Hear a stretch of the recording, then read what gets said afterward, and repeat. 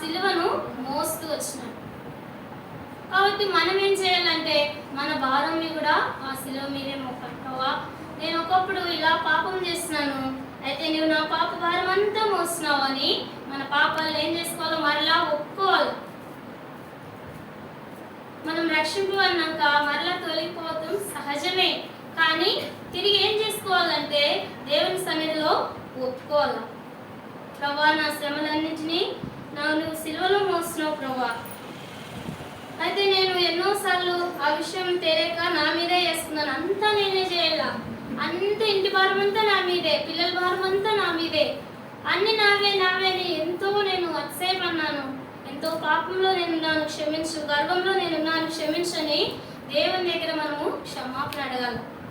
మనం మన పాపములన్నింటిని దేవుని దగ్గర ఒప్పుకోవాలి. అలా ఒప్పుకుంటే దేవుడు శక్తి కలిగిన దేవుడు మనల్ని క్షమిస్తాడు. పత్రిక అదే రోమా 5:20-21. మరియు అపరాధం విస్తరించినట్లు ధర్మశాస్త్రం ప్రవేశించెను, అయినను పాపం మరణమును ఆధారం చేసుకుని ఎలాగూ ఏలెనో అలాగే నిత్య జీవం కలుగుటకై నీతి ద్వారా కృపయు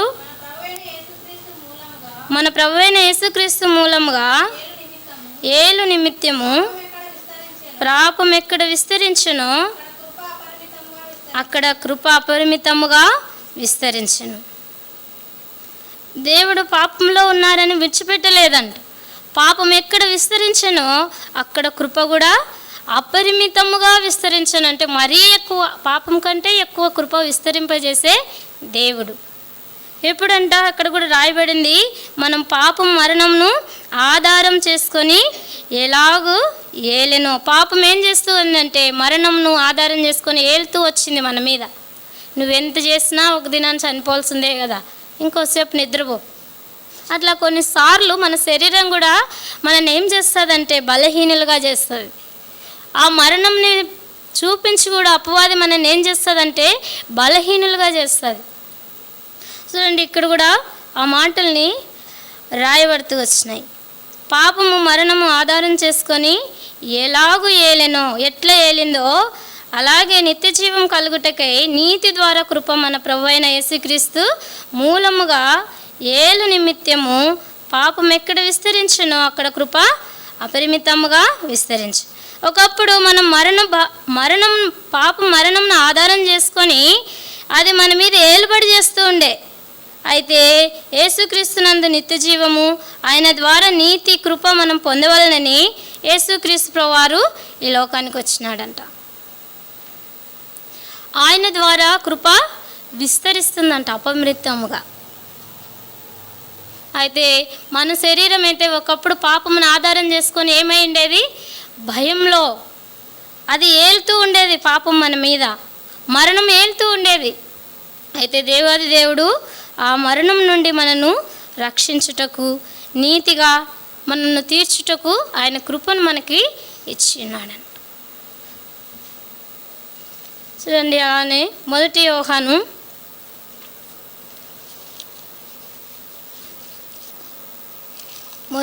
రాసిన పత్రిక 1:9. మన పాపములు మనం ఒప్పుకునే ఎడల ఆయన నమ్మదగిన వాడును నీతిమంతుడు గనుక ఆయన మన పాపములు క్షమించి సమస్త దుర్నీతి నుండి మనలను పవిత్రులుగా చేయును. ఆయన నమ్మదగిన వాడు. ఈ భూమి మీద నమ్మదగిన వాళ్ళు ఎవరైనా ఉన్నారా అంటే ఎవరు కూడా లేరు. సొంత భర్తను నమ్మడానికి లేదు. ఆయనకు కూడా మనం ఏ విషయం అని చెప్పినాం అనుకోండి, తల్లిదండ్రుల గురించి చెప్పినాం అనుకోండి, ఆయన దాన్ని దాచడు. తిరిగి మళ్ళీ ఏం చేస్తాడు, నీ కూతురే చెప్పింది నువ్వు అలాంటి వాడవంట, ఇలాంటి దానివంట అని చెప్పి మరలా వాళ్ళని అవమానపరుస్తారు.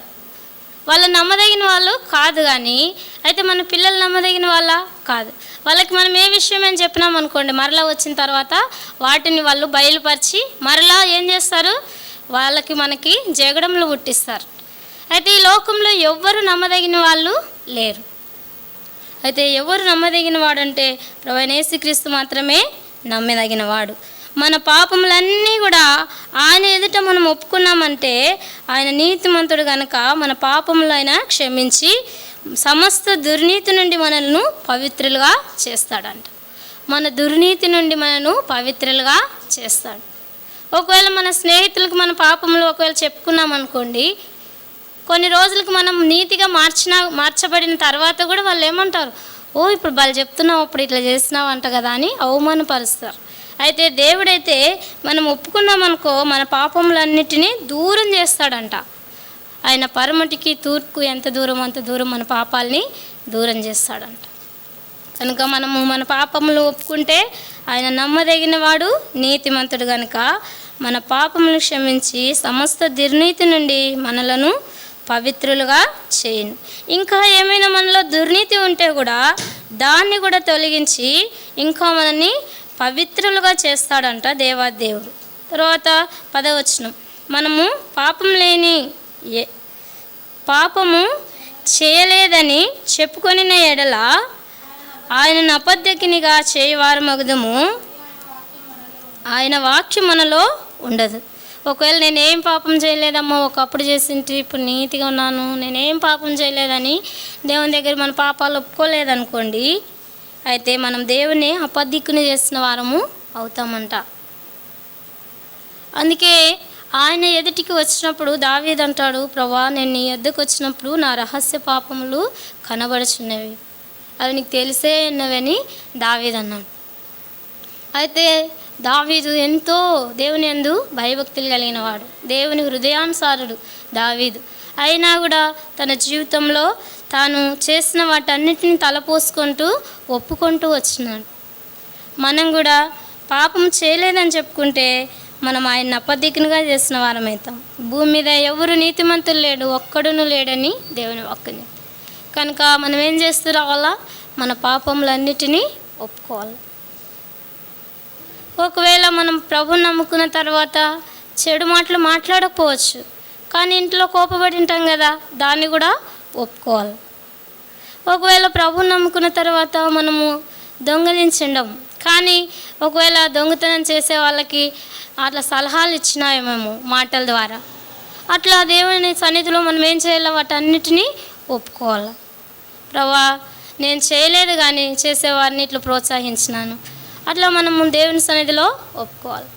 ఒకవేళ ఎవరైనా దేవుని నమ్మి తప్పు చేస్తున్నారనుకోండి, వారిని చూసి నవ్వడము, వాళ్ళ గురించి సనగడము, ఇతరులకి వాళ్ళ గురించి చెప్పుకోవడము, అట్లా చేసినా కూడా పాపమేనంట. అయితే ఇది కూడా పాపమే ప్రభువా, నేను నిన్ను నమ్మి నీ చేత నేను ఎంతో ఆ పాపం బానిసత్వం నుండి మరణం నుండి నన్ను విడిపించినావు, అయితే మరలా నేను దాని వైపే చూస్తున్నానని దేవుని సన్నిధిలో మనం ఏం చేసుకోవాలంటే మన పాపాలన్నీ ఒప్పుకోవాలి. అలా ఒప్పుకుంటే దేవుడు మనల్ని క్షమిస్తాడు. అప్పుడు ఆయన వాక్యము మనలో ఉంటుంది. పాపం ఉందనుకోండి, దేవుని వాక్యం మనలో ఉండదు. ఎంత చర్చి పోయినా, మనం ఎన్ని కార్యక్రమాలకి వచ్చినా మందిరంకి, అయినా వాక్యం మనలో ఉండదు. వాక్యం విత్తబడింది ఎక్కడికో కొట్టుకొని పోతూ ఉంటుంది. కారణం ఏమంటే అది మన పాపం మనలో ఉంచుకున్నప్పుడు అది మనలో నిలవదు. కాబట్టి దేవుని సన్నిధిలో మన పాపాలన్నీ ఒప్పుకోవాలి. అలా నువ్వు ఒప్పుకుంటే దేవుడు మనల్ని క్షమిస్తాడు. అలా చేస్తేనే మనము దేవునిలో వర్ధిల్లుతాం. చూడండి, ఇంకా అదే యోహాను రాసిన పత్రిక, మొదటి యోహాను రాసిన పత్రిక 3వ అధ్యాయము 5వ వచనం.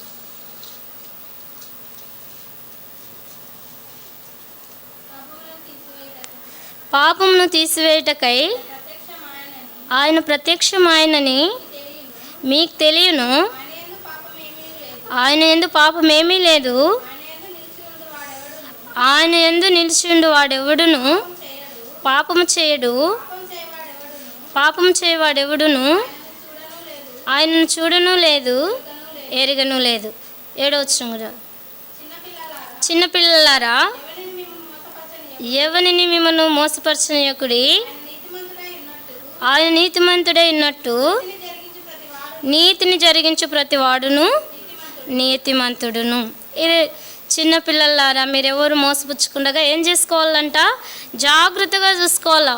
అనేకులు మనల్ని మోసం చేసే వాళ్ళు ఉంటారు, అనేకులు మనల్ని భ్రమ పెట్టే వాళ్ళు ఉంటారు. అంటే పాపాలు ఒక్కసారి ఒప్పుకుంటే చాలేంగా, మాటి మాటికి ఎందుకు ఒప్పుకోవాలని మనల్ని మోసం చేయొచ్చు.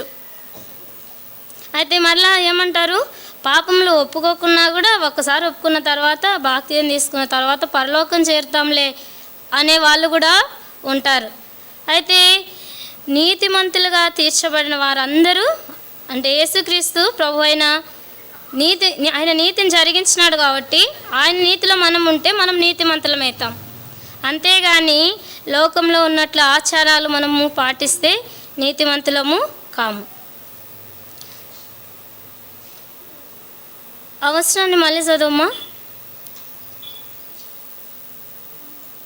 7, 8 కూడా చదవాల. అపవాది మొదటి నుండి పాపం చేస్తున్నాడు కనుక పాపం చేయవాడు అపవాది సంబంధి. అపవాది యొక్క క్రియలను లయపరచుటకే దేవుని కుమారుడు ప్రత్యక్షమాయను. చూడండి, అపవాది ఎప్పటి నుండి ఉన్నాడంటే మొదటి నుండే ఉన్నాడు. పాపం చేయవాడు కనుక పాపం చేయి ప్రతివాడు అపవాది సంబంధి. ఆది కాండంలోనే ఏదైనా తోటలోనే అపవాది వచ్చి అవ్వను మోసపుచ్చుతూ వచ్చింది. అలానే అది మన దగ్గరికి కూడా వచ్చి మనల్ని కూడా మోసపుచ్చేదిగా ఉంటుంది. అయితే దేవుని వాక్యంలో ఏమనుందంటే అపవాది అప్పటి నుండే ఉంది. అయితే అపవాది క్రియలు, అంటే అపవాది యొక్క క్రియలను లయపరచుటకే దేవుని కుమారుడు ప్రత్యక్షమాయను. ఆ యొక్క అపవాది క్రియలన్నిటినీ లయపరచాలని, వాటన్నిటిని తీసివేయాలని యేసుక్రీస్తు వారు ప్రత్యక్షమైనాడు. అవి ఉండకూడదు, నా పిల్లలు అలా ఉండకూడదని యేసుక్రీస్తు వారు ప్రత్యక్షమైనాడు. ఆ యొక్క ఏదైనా తోటలో ఆదాము అవ్వలు దేవుని ఆజ్ఞను మీరినప్పుడు, ఆజ్ఞ అతిక్రమమే పాపమైనప్పుడు వాళ్ళని అట్లు నశింపజేయలేదు దేవుడు. వాళ్ళని ఎంతో ప్రేమించినాడు, మరలా వాళ్ళని ఆశీర్వదించినాడు. మీరు భూమి మీదకి వెళ్ళి మీరు పనులు చేసి అట్లు మీరు ఫలించండి, మీరు అభివృద్ధి చెందండి అని ఆశీర్వదించినాడు యేసుప్రభువారు. చూడండి ఎంత దయగలిగిన వాడు. మనమైతే మన పిల్లలు ఏమైనా తప్పు చేస్తే ఎంతో శిక్షిస్తాం, కొడతాం, ఎంతో ఏడిపిస్తాం వాళ్ళని. అయితే దేవుడు అక్కడ వాళ్ళని ఏం బాధ పెట్టలేదు. కానీ మీరు ఇక్కడ నుండి వెళ్ళండి, అయితే మీరు వెళ్ళిన తర్వాత మీరు ఏం కోల్పోయినారు అది తెలుస్తుంది. అలా వాళ్ళు వెళ్ళిన తర్వాత ఎంతో కోల్పోయినారు, సాతానుతో సంబంధం కలిగి క్రియలు జరిగించినారు. కనుక మరలా యేసుక్రీస్తు వారి లోకానికి వచ్చినాడు. వాటన్నిటినీ లయం చేయాలని, తీసివేయాలని యేసుక్రీస్తు వారు ప్రత్యక్షమైనాడంట. ఆ అబద్ధం మనలో ఉండకూడదు. అపవాది ఏం చేస్తున్నాడు? ఈ పండు తింటే మీరు చావరని మోసం చేస్తున్నాడు. కానీ ఆ పండు తిన్నందుకు మరణం వచ్చిందా లేదా? వచ్చింది. అంటే సాతాను ఎలాంటిది? అది అబద్ధమునకు అది జనకుడైంది. మరలా అవ్వనేమనింది? నువ్వు దేవత వలె ఉంటావని. అవ్వ దేవత అయిందా? ఎంతో ప్రసవ వేదన అనుభవించింది అవ్వ. నేటికి కూడా మనము ఆ శ్రమలన్నిటినీ అనుభవిస్తాం. కనుక అపవాది ఏమంటూ వచ్చిందంటే, నువ్వు దేవతవై ఆయనతో కూర్చుంటావు, అంటే ఆయనతో సమానరాలుగా ఉంటావు అని అది ఏం చేస్తూ వచ్చిందంటే మోసపుచ్చుతూ వచ్చింది. ఆ మోసం ఉండకూడదు. అలాగున నా పిల్లలు మోసపోకూడదని యేసుక్రీస్తు వారు భూమి మీదకి ప్రత్యక్షమైనాడంట. దాని క్రియలు ఎంతో చెడ్డవి, అన్నమాట. ఆ క్రియలు మనం చేయకూడదు, అట్లు మనం ఉండకూడదని యేసుక్రీస్తు వారు ప్రత్యక్షమైన. కనుక మనం ఏం చేయాలంటే మనం ఆయన సన్నిధిలో మన పాపాలన్నీ ఒప్పుకోవాలి. ఎప్పుడైతే ఒప్పుకుంటామో అప్పుడు వాటన్నిటిని దేవుడు క్షమిస్తాడు. అదే మొదటి యోహాను రాసిన పత్రిక 4, 5, 6 వచనాలు.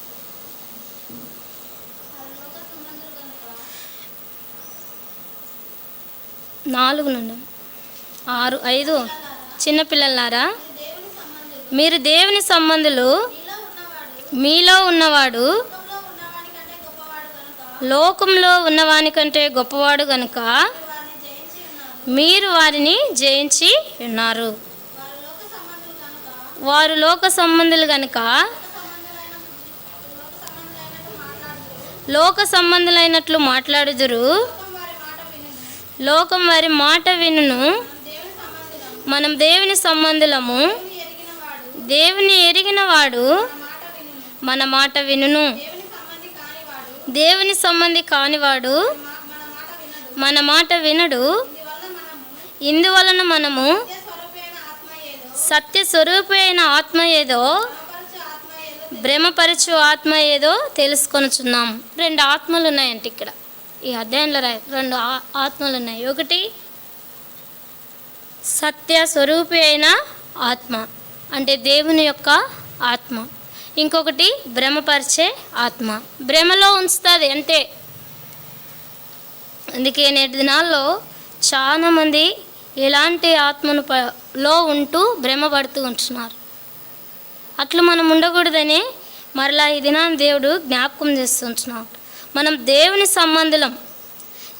సంబంధులం కనుక దేవుడు మనకు అధికారం ఇచ్చినాడు. దేని మీద అంటే ఈ లోకంలో ఉన్న అపవాది మీద మనకి జయాన్ని ఇచ్చినాడంట. ఎప్పుడు మనం జయం పొందుతామంటే ఆ పాపం నుండి విడిపింపబడినప్పుడే మనం జయవంతులవుతాం. ఇంకా ఆ పాపంలోనే ఉంటే అట్లనే బానిసలుగానే ఉంటాం. ఎప్పుడైతే మనం ఆ పాపం నుండి విడిపింపబడతామో అప్పుడు మనం జయవంతులుగా అవుతాం. అప్పుడు మనము ఆత్మను పొందుకున్న వారిగా ఉంటాం. చూడండి, దేవుని యొక్క ఆత్మ ఎలాంటిదంటే అది సత్య స్వరూపి అయిన ఆత్మ, సత్యంను చూపించే ఆత్మ.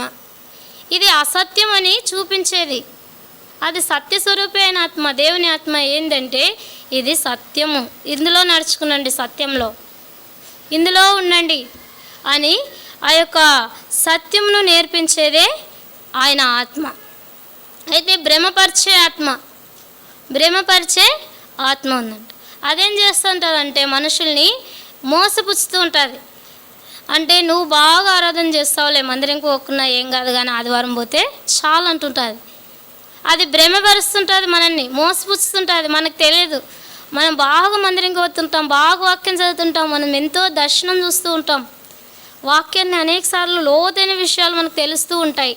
అయినప్పటికీ కూడా కొన్ని సందర్భాల్లో ఆ యొక్క భ్రమపరిచే ఆత్మ మనల్ని ఏం చేస్తుందంటే మోసపుచ్చుతూ ఉంటుంది. కాబట్టి ఒకవేళ ఇంతవరకు దేవుని యొక్క సత్య స్వరూపి అయిన ఆత్మలో మనం ఉండక భ్రమపరిచే ఆత్మలో ఉన్నామనుకోండి, ఈ దినాన ఒప్పుకోవాలి, ప్రభా ఇంతవరకు ఆత్మ ఏదో తెలియక అట్లా నేను భ్రమపడుతూ వచ్చినాను, భ్రమపరిచే ఆత్మలో నేనున్నాను, దయతో నన్ను క్షమించండి అని చెప్పి మనం దేవుని సన్నిధిలో మన పాపాలను ఏం చేసుకోవాలా, ఒప్పుకోవాలి. అలాగ ఒప్పుకుంటే దేవుడు మరలా ఆయన సత్య స్వరూపైన ఆత్మను మనకి అనుగ్రహిస్తాడు. మనలో గర్వం వచ్చినప్పుడు, మనకు అసూయ వచ్చినప్పుడు, మనము మనల్ని హెచ్చించుకున్నప్పుడు మన దేవుని యొక్క ఆత్మను పోగొట్టుకుంటాం. అయితే భ్రమపరిచే ఆత్మ చేత ప్రేరేపింపబడుతూ ఉంటాం. సౌలు మొదట్లో రాజు అయినప్పుడు ఆత్మను పొందుకుంటూ వచ్చినాడు. అయితే తనలో గర్వము, దుష్టత్వము, ఎప్పుడైతే తను దావీదుని చంపాలని అసూయవన్నాడో దావీదు మీద, అప్పుడే ఆయనలో దురాత్మ ప్రవేశించింది. అందుకే మనలో కూడా కొన్ని సందర్భాల్లో ఈ భ్రమపరిచే ఆత్మ వస్తుందని ఈ యొక్క పత్రికలో రాయబడింది. ఒకవేళ మనం భ్రమపరిచే ఆత్మలో ఉండి మన పాపాలన్నీ ఒప్పుకున్నాం లేని భ్రమలో ఉంటే దేవుడు మనల్ని క్షమించాడు. అయితే ఈ దినాన మరలా మన పాపముని ఒప్పుకోవాలి. అలాగ ఒప్పుకొని దేవుని సన్నిధిలో పశ్చాత్తాపడాలి. చూడండి, సామెతల గ్రంథము 28:3 13 అతిక్రమములు దాచిపెట్టువాడు వర్ధిల్లడు, వాటిని ఒప్పుకొని విడిచిపెట్టువాడు కనికరం పొందును. చూడండి, అతిక్రమాలు దాచిపెట్టుకుంటే వర్ధిల్లలేము, ఆత్మీయంగా ఎదగలేము, ఎక్కడున్న వాళ్ళం అక్కడే ఉంటాం. ఇంకా మనలో అతిక్రమం ఉందనుకోండి, మనలో పాపం ఉందనుకోండి, మనలో అసూయ ఉందనుకోండి, మనము ఎక్కడున్నామో అక్కడే ఉంటాం. ఎన్ని ఏండ్లైనా కానీ, నేను చిన్నప్పుడు గుంటూరు పోయినప్పుడు అక్కడ చూసినాం, 10 ఏండ్లు అయిందంట ఆమె బాప్తిజం తీసుకొని ప్రార్థన చేయడానికి రాదంట. అట్లాంటి స్థితిలోనే ఉండిపోతారు కొంతమంది. కారణం ఏమి అంటే వాళ్ళ అతిక్రమాలు, వాళ్ళ పాపములు ఒప్పుకోరు కనుక వాళ్ళు వర్ధిల్లరని దేవుని వాక్యం చెప్తుంది. అయితే మన పాపాలు మనం ఒప్పుకున్నాం అనుకో, దేవా నేను బలహీనరాలనైనా నన్ను క్షమించు అంటే దేవుడు మరలా బలపరుస్తాడు. దేవా నేను వాక్యం చదివే విషయాల్లో అశ్రద్ధ చేస్తున్నాను క్షమించు అంటే మరలా దేవుడు క్షమిస్తాడు. ప్రభా నీ ఇంటికి వెళ్ళే విషయాల్లో ఆలస్యంగా వెళ్తూ నేను ఎంతో నా ప్రభా నీకు దూరమైనానంటే దేవుడు మరలా సరి చేస్తాడు. మనం ఒప్పుకుంటే ఆయన నమ్మదగిన వాడు. అలాగనే మనం ఒప్పుకోవాలా, అతిక్రమాలన్నీ తీసివేసుకోవాలా. అప్పుడు మనల్ని దేవుడు ఏం చేస్తాడంట, వర్ధిల్ల చేస్తాడు. మొదట్లో ప్రార్థన రాని వాళ్ళు ప్రార్థన చేస్తారు, ఆరాధన రాని వాళ్ళు ఆరాధన చేస్తారు, వాక్యం చదవనికే రాని వాళ్ళు కూడా చదువుతారు, చదువే లేని వాళ్ళు చదువుతారు. ఇలా దేవుడు అలాగున వర్ధిల్ల చేస్తాడు. వర్ధిల్ల చేయడం అంటే అంతకంతకు ఆత్మీయంగా ఎదగడం. అలాగున్న దేవుడు మన పాపములన్నీ, మన అతిక్రమాలన్నీ ఒప్పుకుంటే, దాచిపెట్టుకోకుండా దేవుని దగ్గర చెప్పుకుంటే అప్పుడు మనము వర్ధిల్లుతామంట. చూడండి 14వ వచనం, నిత్యం భయం కలిగి ప్రవర్తించేవాడు ధన్యుడు, హృదయం కఠినపరుచుకున్నవాడు కీడులో పడును. నిత్యం భయం కలిగి ప్రవర్తించే వాళ్ళు ధన్యులు. ధన్యులు అనే పదానికి దేంతో పోల్చలేరంట. ఆ ధన్యత అనేది ధనంతో కాదు, ఐశ్వర్యంతో కాదు, ఎంత దాంతో కూడా, బంగారుతో వెండితో కూడా పోల్చలేం. అంత ధన్యత దేవుడు ఇస్తాడు. నిత్యము ఆయన ఎందు మన భయం కలిగి ఉండాల. ఒకటి ఏమైనా మనం మాట్లాడుతున్నామంటే అమ్మో దేవుడు చూస్తున్నాడనే భయం మనము కలిగి ఉండాలి. కొంతమంది మనమే ఎట్లుంటామంటే మందిరంలో ఎంతో భక్తిగా ఉంటాం, తర్వాత మనం పనులకు వెళ్ళినప్పుడు అక్కడ వారితో కలిసిపోతూ ఉంటాం. వాళ్ళు విస్తారంగా మాట్లాడినప్పుడు వాళ్ళ మాటల్లో మనం కలిసి మాట్లాడాలి. అప్పుడు ఏం జ్ఞాపకం చేసుకోవాలంటే దేవుణ్ణి జ్ఞాపకం చేసుకోవాలి. దేవుడు చూస్తున్నాడు, ఆయన ప్రతి వాళ్ళకి వాళ్ళ క్రియలన్నిటి చొప్పున వారికి జీతం ఇస్తాడు. నేను చేసిన పాపమునికి నాకు ప్రతిఫలం వస్తుంది, నా నోటితో మాట్లాడిన ప్రతి మాటకి లెక్క చెప్పాలా అని చెప్పి భయం కలిగి ప్రవర్తిస్తే అప్పుడు మనం ధన్యులవుతామంట. అన్యులు కాగానే ధన్యులవుతాం. అలా ధన్యులుగా మనం ఉండాలంటే మన పాపములన్నీ ఒప్పుకోవాలి. తర్వాత హృదయంను కఠినపరుచుకున్నవాడు కీడులో పడును. హృదయంను ఎవరైతే కఠినపరుచుకుంటారో వాళ్ళు కీడులో పడిపోతారంట. హృదయమును కఠినపరుచుకొనకూడదు. హృదయం కఠినంగా ఉందనుకోండి, ఎవరు చెప్పిన మాట కూడా వినరు, వాళ్ళ సొంతంగా కూడా తెలుసుకోరు, అంత మూర్ఖులుగా ప్రవర్తిస్తుంటారు.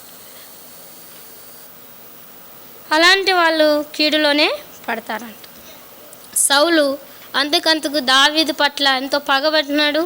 ఏం చేస్తున్నాడు, దావీదుని తరుముతూ వచ్చినాడు, తన హృదయంని కఠినపరుచుకుంటూ వచ్చినాడు.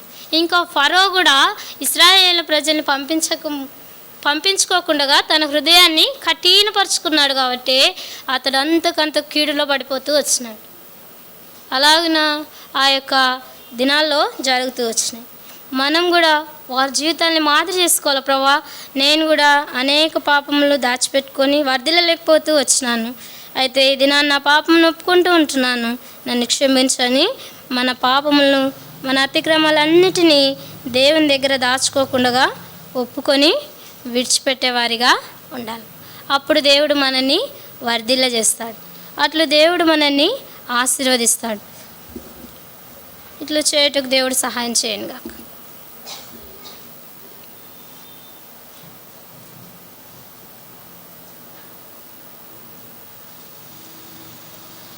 చెప్పిన వాక్యం ద్వారా మరి ఏ ఆత్మ ఉంది మనలో జ్ఞాపకం చేసుకోండి ఒకసారి. కఠినంలో పడిపోతాం మనం. హృదయం మరి కఠినమైపోతుంది. ఒక ఆదివారమే ఇంకేం పోతావు, అందరం అట్లే ఉన్నాం. మన సంఘంలో మునుపటి ప్రేమ లేదు, మునుపటి ఆత్మీయత పోవాలని ఆసక్తి లేదు. యవనస్తులు ఇంకా పడిపోతున్నారు, నిద్రపోతున్న వాళ్ళే. నేను కూర్చొని చూడు, ఏం అంత బద్ధకం ఉంటే ఎట్లా, ఎంత నిర్లక్ష్యం అంటే ఒక ఆదివారం తప్పితే ఇంకా అయిపోయాక రాత్రి కూడా రారు. మరి అదే ఫ్యాషన్ అయిపోయింది అందరికీ. రాత్రి కూడా రావడానికి ఇష్టమే. వచ్చేది ఎప్పుడు వస్తాం? 12 గంటలకి. మరి పాటించకుండా ఊకే వస్తాం పోతున్నాం గుడ్డిగా. ఇంకా గుడ్డితనంలో ఉంటే ఎలాగా? చూడు మరి ఆ పాపంతో పట్టబడిన స్త్రీ ఎలాగుంది? పాపం చేసిన ఆమె ఎట్టుంటుంది? విర్రవీగుతూ గర్వంగా ఉండాలి. కానీ అందరు పట్టుకొని మధ్య నిలబెట్టి రాళ్ళు పట్టుకున్నప్పుడు మౌనంగా ఉంది. ఎలాంటి మాటలు మాట్లాడలేదు. దేవుడు కూడా వచ్చాడు, మరి ఆయన కూడా నిలబడ్డాడు. మీరు పాపం చేయని వారు ఎవరో రాయిసిరండి అన్నాడు. కానీ అందరూ వారి వారి పాపాలు గుర్తుకొచ్చాయి, రాళ్ళు పడేశారు, వెళ్ళిపోయారు. ఏమంటున్నాడు దేవుడు? ఆ మాట చదువు రిబికా, చదువు. ఇప్పుడు చదివింది 8 యోహాను సువార్త.